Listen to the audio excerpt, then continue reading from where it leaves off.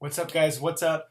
Good morning. I'm sorry that I'm not there today. I know I've been absent a lot lately, but it's just one of those things that I had to do. Uh, Me and some other teachers, we are off campus, getting some trainings.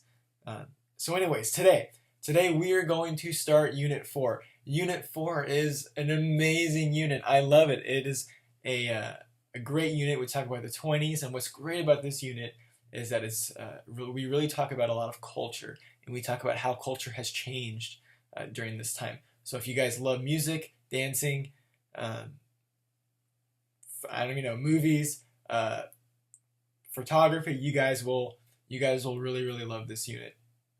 Now today's lesson focuses on really the clashing of cultures. So on one side we have a very conservative culture. That's what we're learning today. On the other side, we have a very liberal culture. That's for future lessons. That's not for this lesson. So today we're going to see some of the more conservative things, how these two separate cultures clash.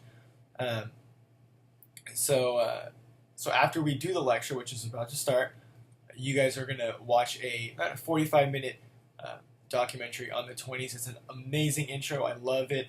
Now, the bad side doesn't have recolored photos, but that's okay. Well, everybody will get by. But it is excellent in explaining the 1920s topics: prohibition, gangsters, flappers. The Charleston talks about those types of things. So I think you guys will like it. So all right. So are you ready? Are you ready? We have a lot of learning to do today. All right. So let's get started. Take out your notes and let's roll. All right, guys. So like I was saying, we're doing the 20s today, and we call this time period the Roaring 20s, and we call it roaring just because of the explosion of culture that's going on during this time with jazz music, with art, and literature. However, the 20s is a bit of a complex decade. We look back on it today, and we usually see positive things coming out of the 20s. However, there are some negative things as well, and we're gonna focus on some of those negatives for sure today. But overall, the 20s was pretty optimistic. The future in the 20s looked bright. This is just after World War I, if you guys remember, and people are thinking of this idea of returning to normalcy, returning back to the things, or returning to the way things were before the war started. And in the 20s, we're going to see a lot of innovations, inventions, things that are going to make life easier for people, and because of that, we're going to see an increased level of prosperity as well. So with money, lots of people are going to be making a lot of money, and they will be spending their money. And consumerism is going to be a huge deal during the 1920s. And we're going to see also, and this is what today's lesson focuses on, is a clash of cultures. So we really see two separate cultures going on. We see this old culture, this very you can call it backwards culture, old culture, that's really before the 1920s, but it's being extended into the 20s. And then we see this new type of culture here, and that's what this woman on the right represents. Something that's new, that's fresh, that's different than what we've seen before. So today's lesson, really, we focus all on this side. We focus on the conservative ideas that were present before the 1920s, but they're kind of being brought into the 1920s. Now, before we talk about some of those conservative ideas, I want to talk a little bit about 20 slang. I think it's kind of fun to just kind of talk about this and to learn how people actually talked back then. And today, I'm sure you guys know, we have a very unique slang. So let's look at the slang in the 20s. So if you were talking to somebody and you said, "Hey, that's a good-looking tomato," well, you would be saying that that's a good-looking lady. If you said clam, you guys may know this one. If you said, "Hey, I got a lot of clams," well, that's referring to money. You got a lot of money. If you said, "Oh my goodness, I'm feeling so ducky today," well, you're feeling ducky. You're feeling very good. You're having a good day. But let's say you're talking to your boyfriend or your girlfriend, and you're like, "Nah, like the bank's closed. The bank's closed." And that is referring to right? No kissing, no making out, no touching. The bank's closed. Flivver. How many of you guys own flivvers? Probably none of you. But a flivver is a Model T, or today you would just call it a car. Speakeasy, that's another term for a bar. So we're gonna go to the speakeasy. That's a bar. If you think something's the bee's knees, you guys have probably heard this one too. Oh, that's the bee's knees. That's amazing. That's what that stands for. It's the ultimate. It's amazing. It's cool. It's hip. Egg. You guys, this one is little little different. You guys probably haven't heard of this one, but Mr. Porsche. Mr. Porsche is an egg. A person who lives the big life. So that's what an egg means. Cheaters. Cheaters, some of you guys have cheaters on right now. Some of you guys have cheaters. Cheaters are these, just glasses. And then bell bottom. Bell bottom is not what you might think of it is, as like you might think in the 60s and 70s. Bell bottoms like were those pants, like with the like a huge like bell at the bottom. That's not the case in the 20s. Bell bottoms are just sailors. So if you're a sailor, you'd be considered a bell bomb or a bell bottom. And then lastly, sinkers. That's just donuts. So if you like sinkers, you like donuts. All right. So to go back to the conservative side, nativism will resurge in the 20s. Remember this guy that we see right here with the fat mustache? He is our nativist. He is the guy that does not like immigrants. So he has a preference for native-born people, or what he would call true Americans, and he's against immigration. He does not want any immigrants in the United States. He thinks that immigrants are bad. Now, part of the reason why he thinks immigrants are bad is because he feels that immigrants really compete for his job or compete for the jobs of his friends. So, there's a lot of unemployment going on during this time, especially at the beginning of the 20s. The beginning of the 20s where we see an economic recession. And he's saying, look, these immigrants are bad. These immigrants over here, they're bad. They're taking our jobs. And we don't feel that that's right. So that's what nativism is, just to kind of give you a reminder. And nativism is going to really explode into some very interesting and very negative aspects. And one way that it does this is with this case, what's called the Sacco and Vanzetti case. There was the way the story goes is that two men, they worked at a shoe factory, and these two particular men, they stole the payroll, which was $15,000, and they also killed two men. And an eyewitness was there that day, and the eyewitness said that the two men that he saw, they looked Italian.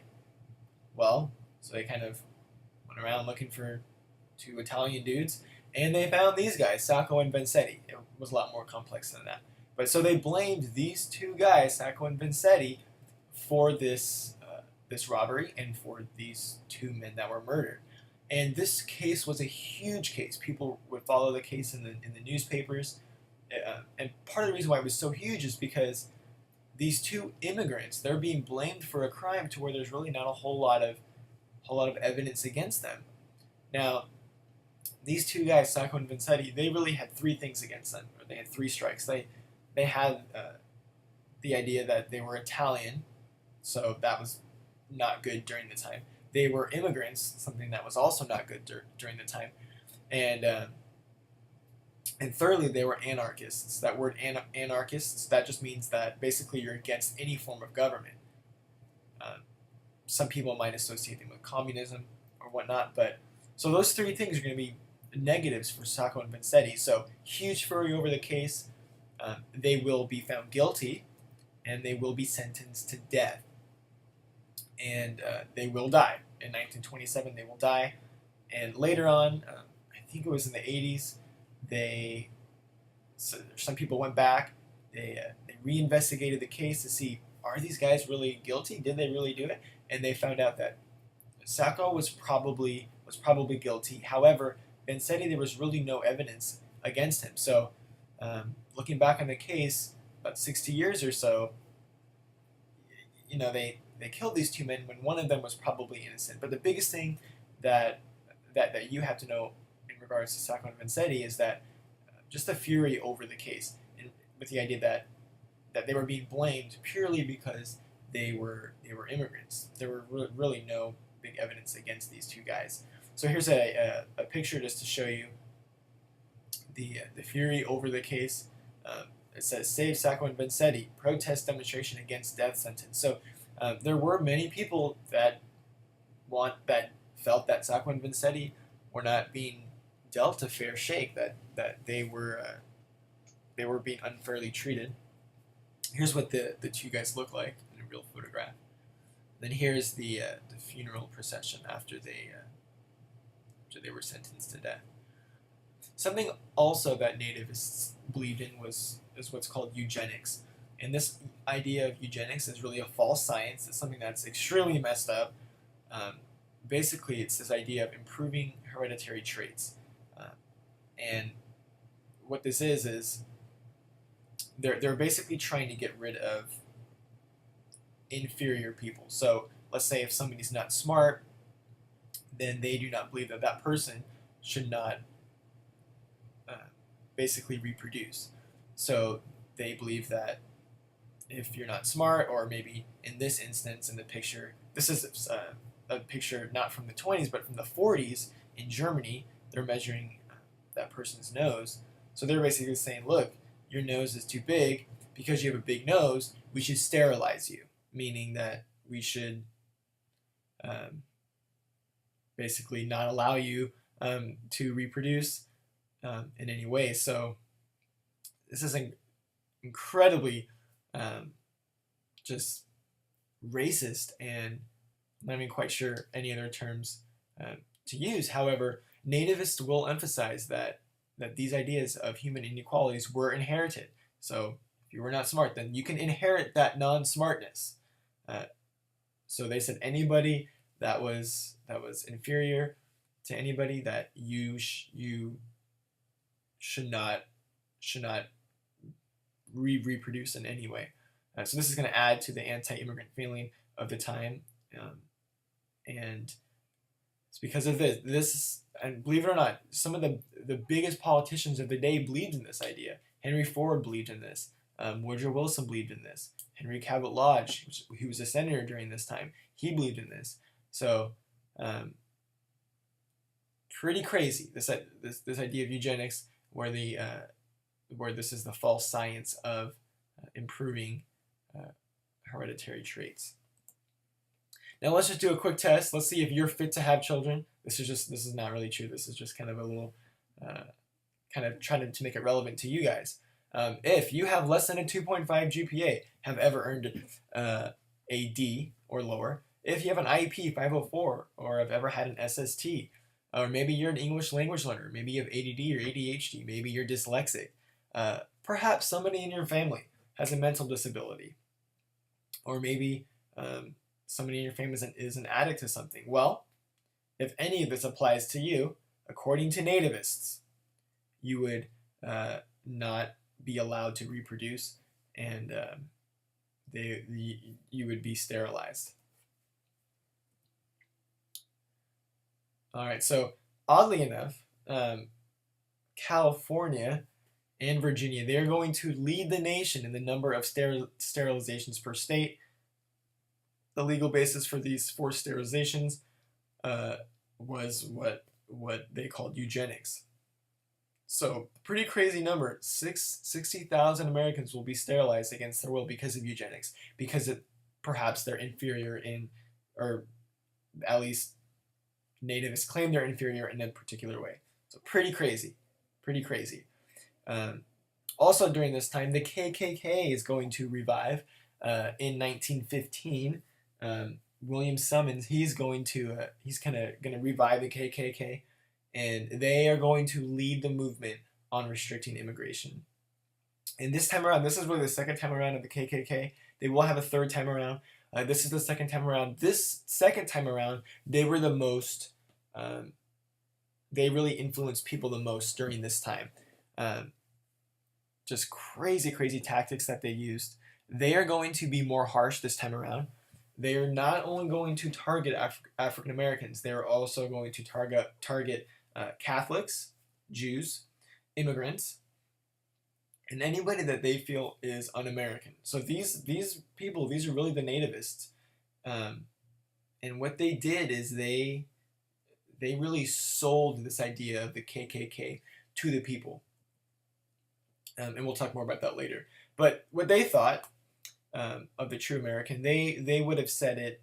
Then they wouldn't have said this necessarily, but looking back on it, a good way to remember it is WASP. So according to KKK, the true American is white, Anglo-Saxon, and Protestant, and we use that acronym WASP to remember this. And right here, this is a wasp, a super close image of a wasp.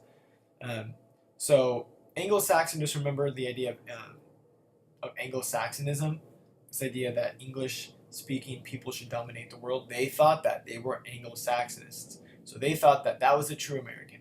Now, really, this is kind of crazy because what is a true American? America is really all built up of immigrants. We all came from a different country, or not everybody, but most, I would, a huge percentage of us all came from a different country. So unless you're Native American, then really you came from a different country. So this idea of the true American is really kind of a concept that doesn't really make sense to most of us. But the KKK will try to sell this idea of the KKK to the people. They're actually going to hire salespeople to go door to door to ask people to join the KKK. So the membership was open to native-born white Protestant males. You had to be 16 or older. And like I said, they hated blacks, Catholics, Jews, anybody that was not Protestant, they would hate. They did not like liberals or anybody that was associated with a union. Those are people that they hated. So some of the tactics that they used, they would burn crosses. They would have masked KKK people march through the streets, and just threatening people. You guys have heard of the kidnapping that they did. Some of the stuff you can't even talk about just because it was so horrible. Lynchings, of course, murders.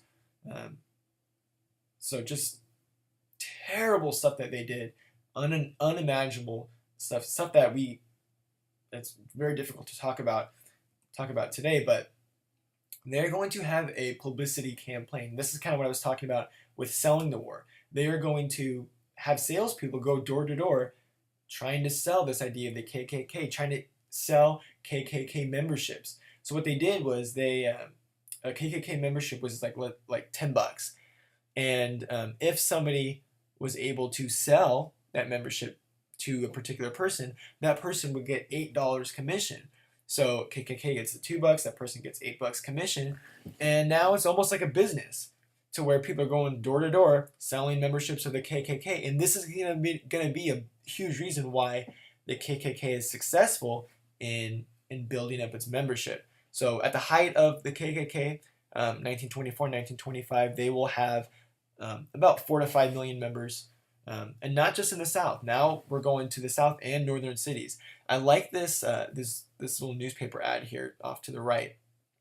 I like it just from a historical perspective because it really gives root into what they're dealing with here. So it says, if you are 100% American, believe in doing things, and want to get with a real bunch of Americans who love law and order and will protect the pure womanhood, our Constitution, and enforce its principles, then you want to join the KKK. So crazy stuff. They're basically saying that the Constitution is against immigrants, is against African Americans. So crazy stuff.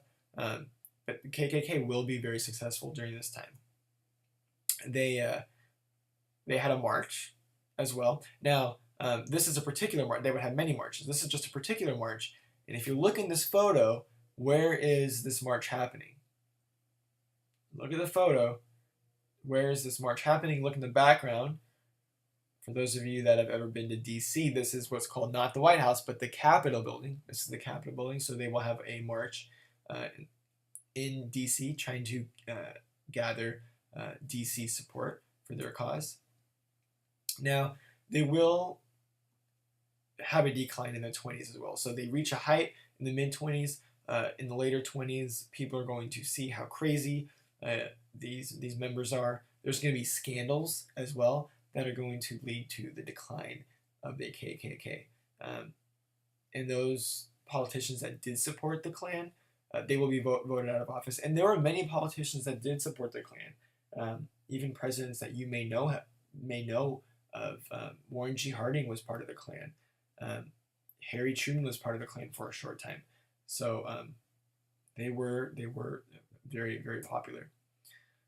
Now, the KKK, these members, they are racist, but they're not sexist. Notice that in the picture, some of the members, they are women.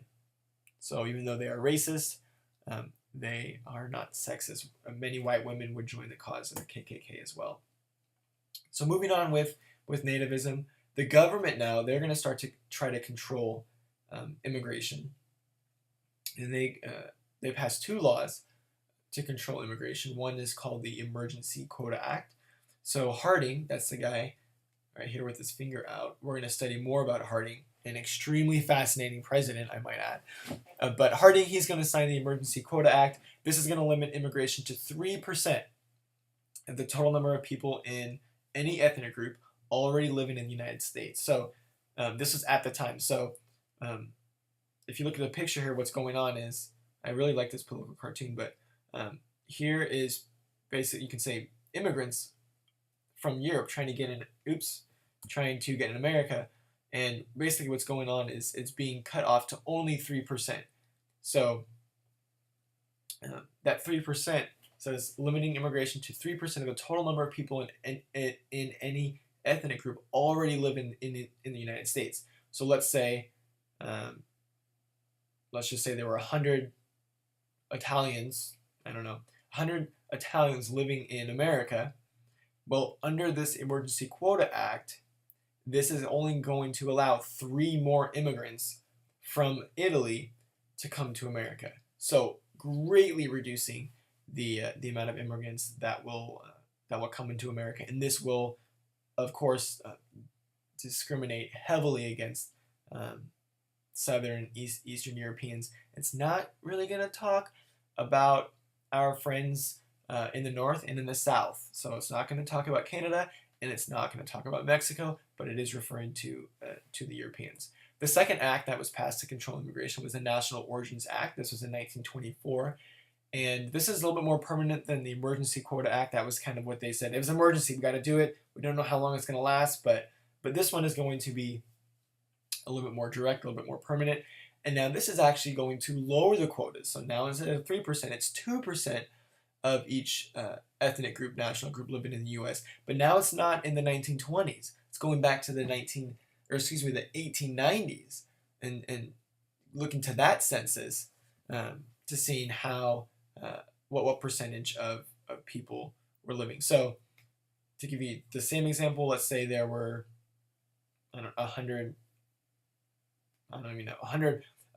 Irishmen or Irish people living in America in 1890, then only 2% of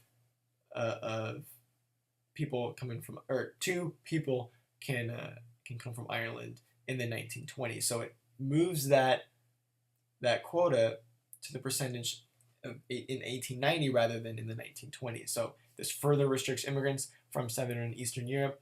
And like I said earlier, it's going to exempt immigrants from the Western Hemisphere. And speaking about immigrants from the Western Hemisphere, Mexican immigration was, in a sense, encouraged during this time. So while the Immigration Acts of 1921, which was the Emergency Quota Act, and the National Origins Act of 1924, they're going to reduce the labor pool in the United States. Employers needed laborers for agriculture, mining, and railroad work. So it's kind of confusing here, where we see America saying no to Southern and Eastern Europe, but saying yes to Mexican immigrants. So Mexican immigrants are going to pour inside the United States during 1914, really the end of the 1920s, and part of this is really the aftermath of the Mexican Revolution. So as a result of the Mexican Revolution in 1910, we're going to see a flood of Mexican immigrants coming into the United States. Why? Well, they're coming for agriculture, mining, railroad work, so farming. It was going to be a huge one during this time. Also, it was huge during World War One, and it will be huge in World War II as well. So just a quick summary of these two acts. These two acts are two acts that you do have to be familiar with. These two acts are going to limit immigration in the United States in the 1920s. So just to show you the differences of them, the Emergency Quota Act is going to lower the quota to 3% of people that are living in the country, living from that particular country, living in the United States in 1910. So it goes back to the 1910 census, actually. And the National Origins Act is going to be in 1924. It's going to lower that quota to 2%, and it's going to go back to the 1890 census. All right, so let's do some checking for understanding. So what we'll do is I'll ask the question, and then after I ask the question, please just pause for a second. Press pause on the video. Press pause on YouTube, and then take some time to answer it, and then you can press play again to get the answer. So what is a nativist? Well, a nativist is someone who is a native-born American that wants to limit immigration to the United States. All right, so why, moving on to the next one, why was there an increase in KKK membership during the 1920s? So press pause. Press pause. Okay, well, if you said this idea of selling membership or publicizing the membership, then you were correct. That is the answer for this one. And then moving on to the next one. Due to anti-immigrant feelings, the government passed what act to limit immigration? Now, there's two answers for this one. You could say National Origins Act, or you could also say the Emergency Quota Act as well. So those two would be good answers for this question. All right, so let's move on. Let's move on to another conservative idea during this time that was huge, and there's still fundamentalism ideas today too. So many people feared that this new morality was really going to lead to America's social decline. So what I mean by that new morality, we haven't talked about it yet, but we see America's morals, in a sense, kind of not be as strict as it used to be. So we see women smoking, we see women putting makeup on in public, which was like crazy back then. So we see also this idea of dating. Dating is kind of starts to happen during this time as well. So we see the different morals coming out, and because of these more liberal morals, many people are going to be worried, or many people say that they're worried about America's social decline. Oh my goodness, I can't believe it. Women are putting on makeup in public. What are we going to do? All right? Or, oh my goodness, women are smoking in public. What are we going to do? Terrible things are going on, right? But many people did fear that that morality would be on the decline. So many of these people would come from small rural towns, and they're going to join a religious movement called fundamentalism. So this idea of fundamentalism is the idea that the Bible, the Holy Bible, is true. Every single word of the Bible is true, not just a few phrases, but everything in the Bible is true, and that's what these fundamentalists believe. They even believe that creationism is true as well. So creationism is the idea that God created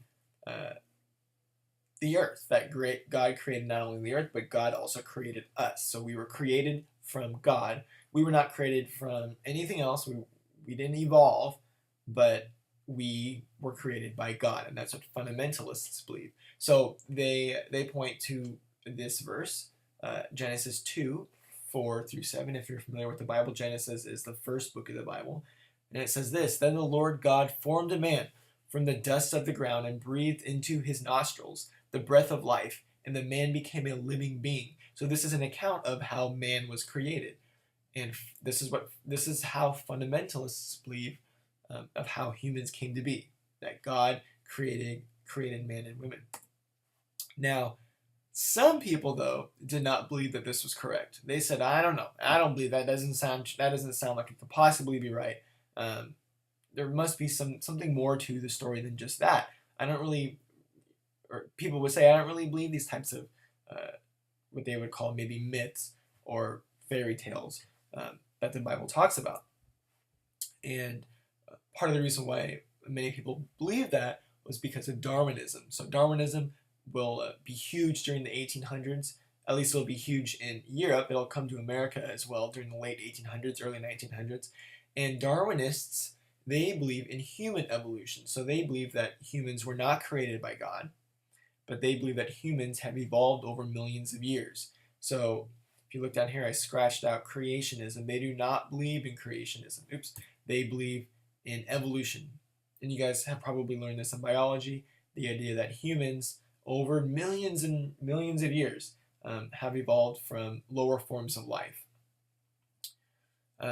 So he's, like I said, Darwin is huge in Europe during this time. He's not so much in America, but he will be huge. I like this. It's kind of a funny picture. But this really goes back to the idea of what's called inherency. And really, is the Bible inherent or is it not inherent? And we could have this discussion for hours, I'm sure.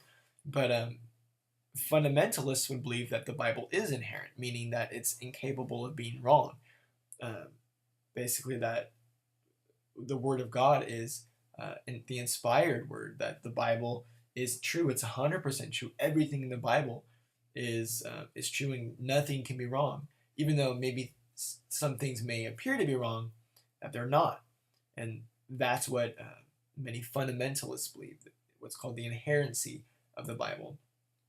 So is the Bible inherent? Well, fundamentalists would say absolutely, yes it is. It is 100% true. It's incapable of being wrong. No errors, not one error in the whole Bible. That's what they would say. Modernists would say no. You know what? The Bible, this is a book that was written thousands of years ago by men. There's multiple reasons why they would write this, to try to maybe influence people in a certain way. And some of those stories, they're great stories, but they're not necessarily true. They're, folklore, maybe they're myths, just a way to explain how the earth was created, how men were created. The flood story is a great story, but modernists would say that it's not true.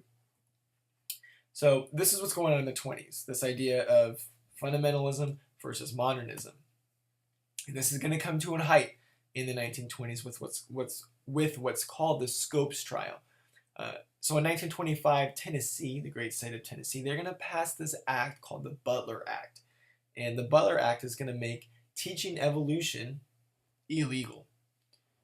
So teaching anything that is going to deny creationism, that is going to be illegal. You're not allowed to teach that in those schools in any way.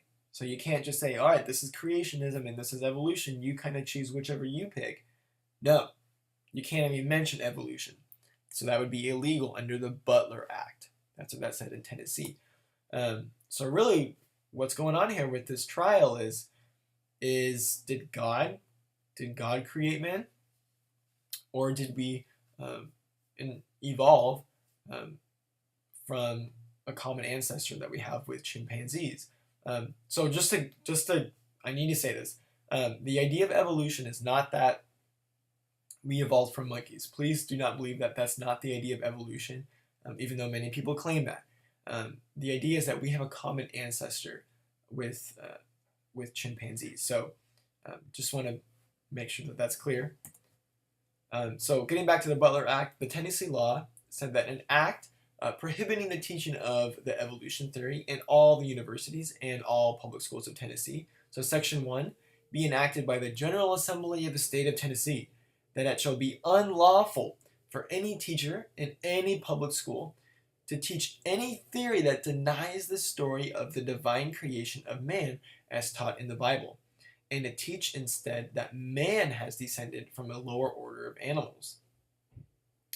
To move on, be it further enacted that any teacher found guilty of the violation of this act shall be guilty of a misdemeanor and upon conviction shall be fined not less than $100, nor more than $500 for each offense. So in between $100 and $500. Be it further enacted that this act take effect from and after its passage, the public welfare requiring it.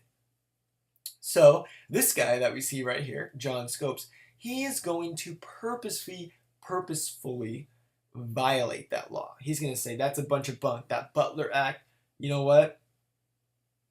No, we have to do something here. We have to make a point. We have to take a stand.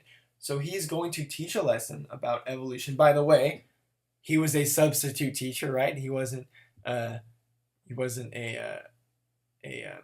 like a full-time teacher. So watch out, right?